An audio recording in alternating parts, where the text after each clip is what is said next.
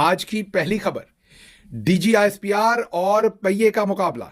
जी हां, डीजीआईएसपीआर साहब ने भी 3 से 4 दिन के बाद प्रेस कॉन्फ्रेंस की और आखिरकार आज 3 दिन बाद पीआईए के उस जहाज का पहिया मिल गया जो जिसने एक पहिए पर ही लाहौर में लैंडिंग कर दी थी।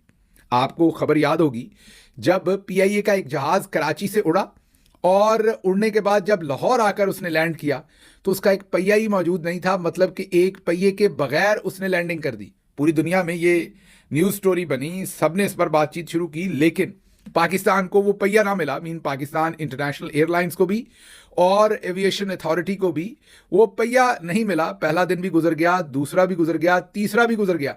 बिल्कुल उसी तरीके से जैसे ये लग तो आपको अजरा तफन्नन रही होगी बात, लेकिन दूसरी बात तो जाहिर है मजाक वाली नहीं, उसमें तो हमारे भाई शहीद हुए, हमारे आर्म्ड फोर्सेस के लोग, हमारे सिविलियन लोग उसमें शहीद हुए।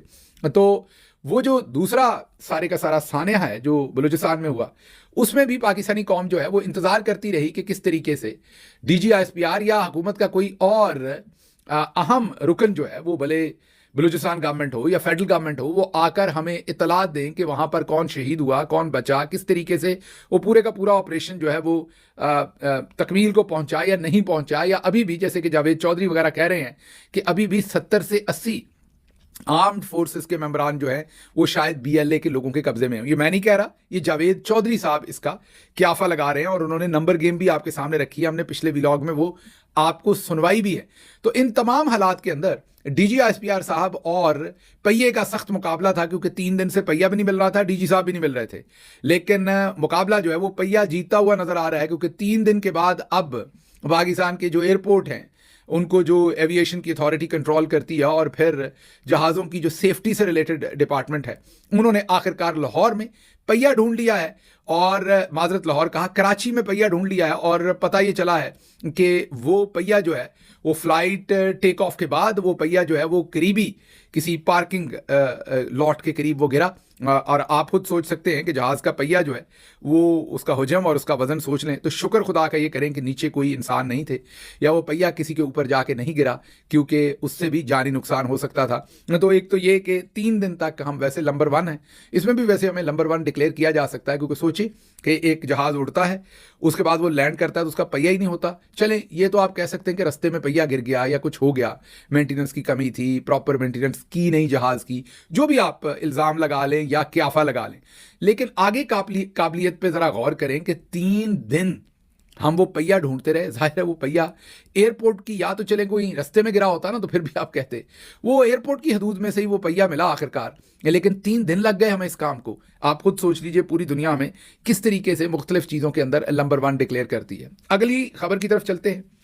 कौमी क्रिकेटर आमिर जमाल, उनकी कैप के ऊपर, ये सोशल मीडिया पर खबर इस टाइम बहुत गर्दिश कर रही है, उनकी कैप पर 804 लिखा हुआ था। जी हाँ, जाहिर है आपको पता है कैदी नंबर 804 इमरान खान साहब से रिलेटेड उनका जो जेल का नंबर था, सारे लोग उसका नारा लगाते हैं, तो उनकी कैप के ऊपर 804 लिखा हुआ था।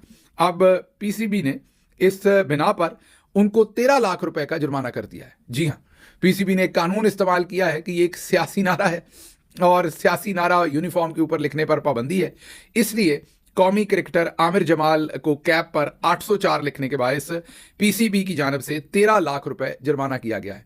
चलें, कम अज कम एक तो फैसला हुआ कि पाकिस्तानी कौमी क्रिकेट टीम के लोग जो हैं वो क्रिकेट खेलते हुए किसी सूरत भी अपनी यूनिफॉर्म के अंदर वो किसी सूरत भी कोई सियासी बात नहीं कर सकते।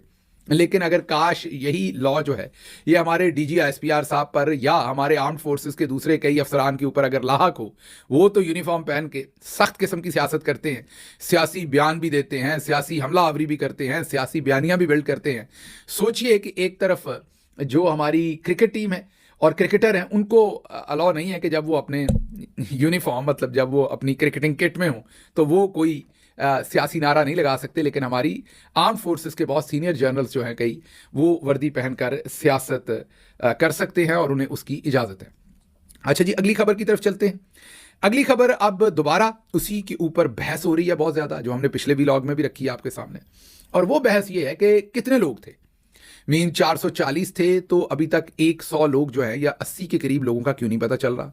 जावेद चौधरी साहब ने भी सवाल उठा दिए। अब डीजीआईएसपीआर साहब की जो बातचीत के अंदर फ़र्क है उसके ऊपर बहुत सारे लोग जो हैं वो अब सवाल भी उठा रहे हैं और डिफरेंट किस्म के क्वेश्चंस भी रेज कर रहे हैं कि लाशें कितनी थीं और नंबर कितना है जो लोग रिहा हुए, क्या वाकई वो लोग रिहा हुए हैं या नहीं हुए।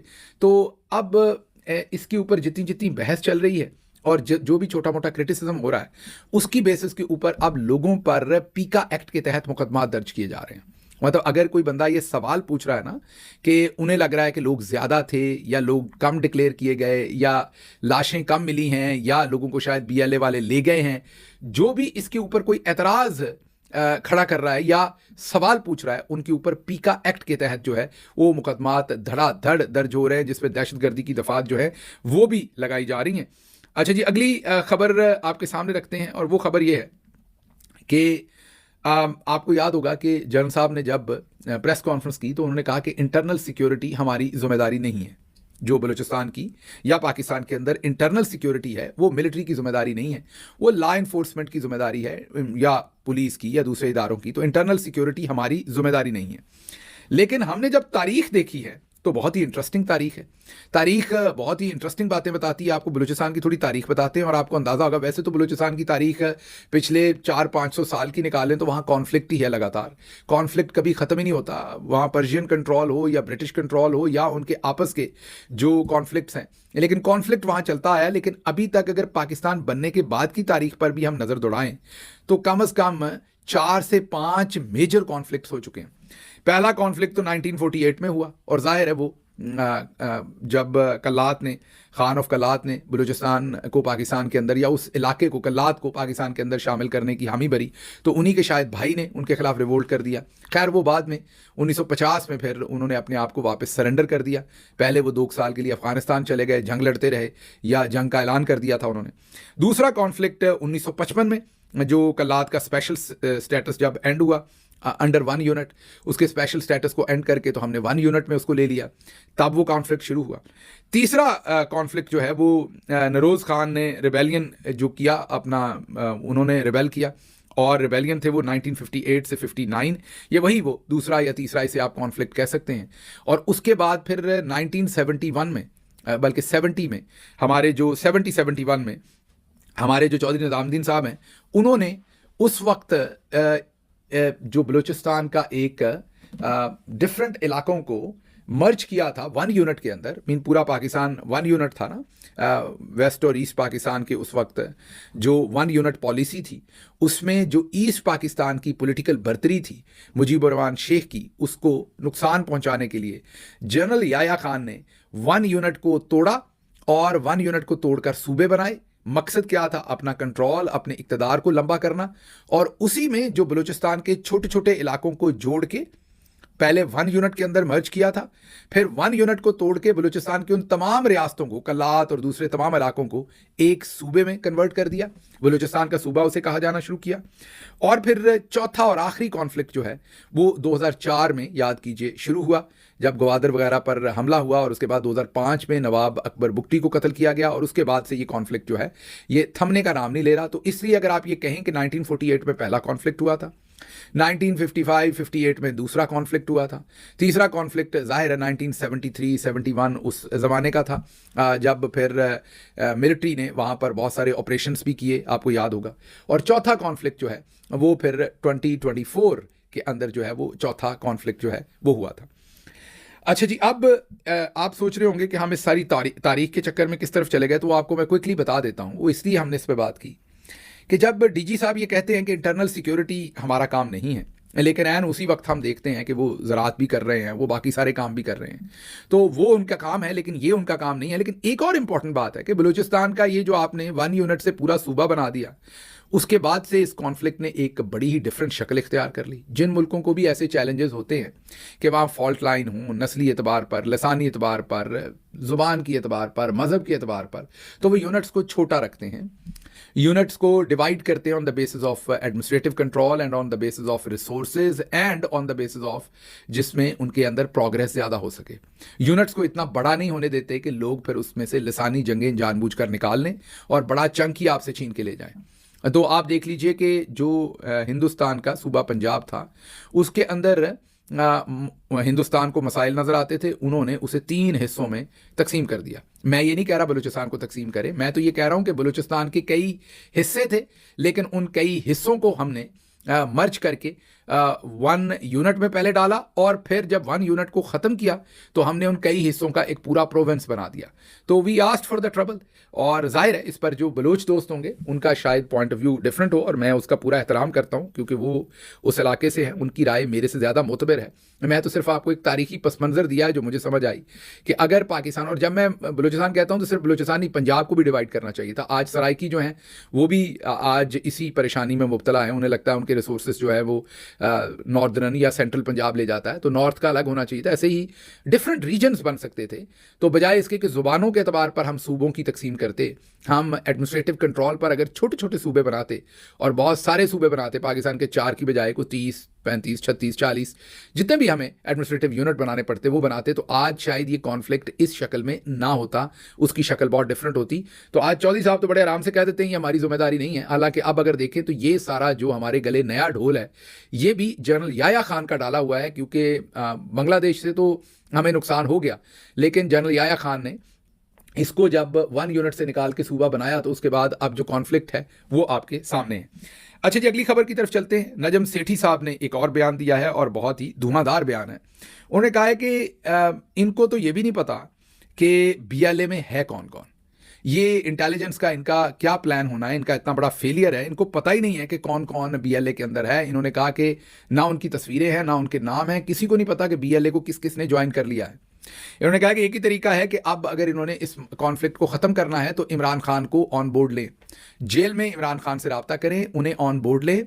This is the only way कि इस कॉन्फ्लिक्ट को जो है वो किसी तरीके से सॉल्व किया जा सकता है, क्योंकि अगर ये इमरान खान को ऑन बोर्ड नहीं लेते तो फिर कोई भी ऐसा पॉलिटिकल लीडर जो जाहिर है जिसके साथ अवाम हो, जिसके पीछे अवाम की बड़ी तादाद हो, जब तक वो इस सारे किस्से में ऑन बोर्ड नहीं होगा तो ये जो कॉन्फ्लिक्ट है इसका किसी भी किस्म का जो रिजॉल्व करने का जो भी कोई भी प्रोसेस है वो नहीं निकाला जा सकता। तो उन्होंने कहा कि ये जो बड़े बड़े हम दावे कर रहे हैं कि हमें ये पता है वो पता है, हमें बेसिकली ये तक नहीं पता कि बीएलए के अंदर कौन कौन जो है वो जा चुका है और किस किस ने उसे ज्वाइन कर लिया है।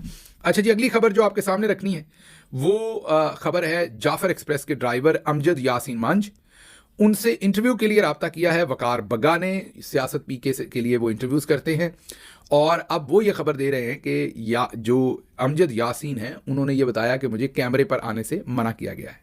आप ज़रा गौर कीजिए कि एक तरफ कॉन्फ्लिक्टिंग किस्म की इंफॉर्मेशन मिल रही है कि कितने लोग कहाँ शहीद हुए, एक तरफ ये इन्फॉर्मेशन मिल रही है, और दूसरी तरफ जो एनी शाहिद हैं जिन्होंने तो बीबीसी के ऊपर इंटरव्यूज़ दे दिए, जो आम पैसेंजर्स थे वो तो ठीक है, लेकिन एनी शाहिद जो है जैसा कि ट्रेन के जो ड्राइवर है ही इज़ द मेजर, मैं ये कहूँगा कि एक मेजर किरदार है इस पूरे के पूरे साने का, उनके सामने सब कुछ हुआ है।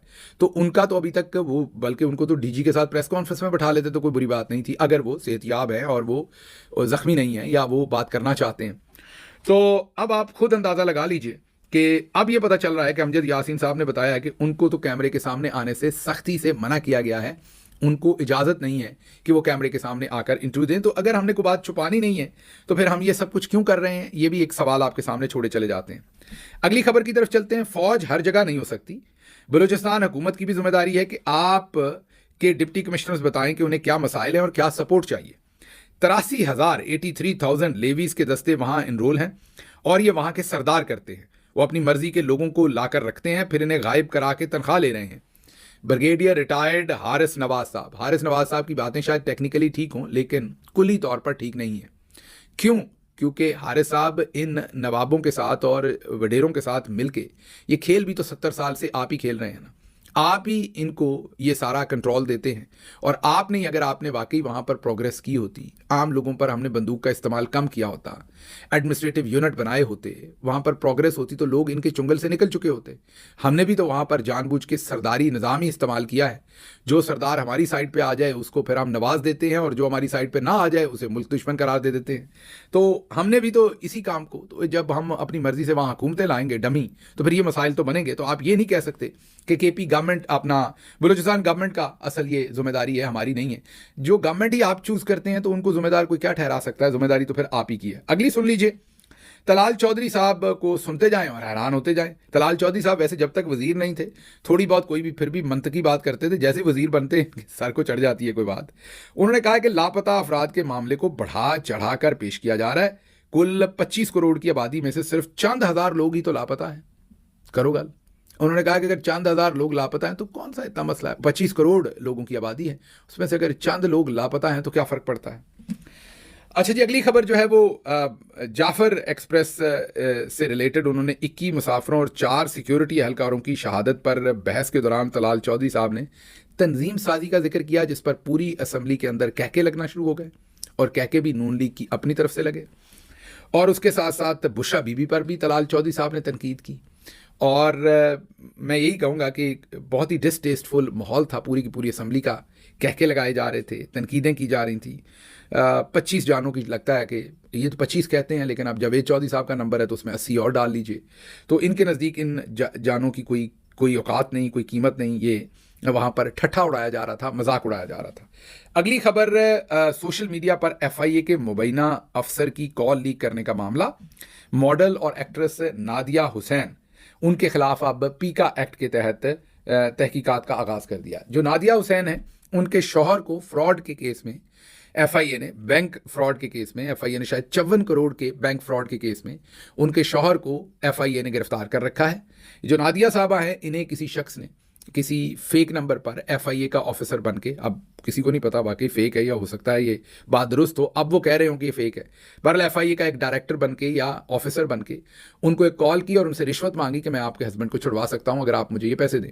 उन्होंने वो जो कॉल थी उसको रिकॉर्ड कर लिया, उसके स्क्रीनशॉट उन्होंने FIA को भी बताया और सोशल मीडिया पर भी वो पोस्ट कर दी और साथ लिखा कि ये कॉल फ्रॉड लग रही है। उसके बावजूद नादिया हुसैन को चुप करवाने के लिए या आप उनसे पैसे बनवाने के लिए, मेरी समझ से बाहर है क्या होगा मकसद इसके पीछे, अब FIA ने उनके ऊपर पीका एक्ट के तहत जालसाजी का मुकदमा दर्ज कर दिया है। समझ से बाहर है कि अगर वो ये कह रही हैं कि ये कॉल फ्रॉड है तो फिर उनको आज़ादी दीजिए, उनके फ़ोन के ऊपर कॉल आई है। अगर ये जुर्म है तो वो तो उस शख्स का है जिसने फ्रॉड कॉल की है। जिसको रिसीव हुई वो अगर लोगों को बता रहा है कि मुझे ये कॉल रिसीव हुई है तो उसमें फ्रॉड की कौन सी बात है। बहरहाल पाकिस्तान में इस वक्त जो निज़ाम है वो आपके सामने ही है। मुझे यहाँ से इजाज़त दीजिए। अल्लाह आपका हामी और नासिर हो। पाकिस्तान जिंदाबाद।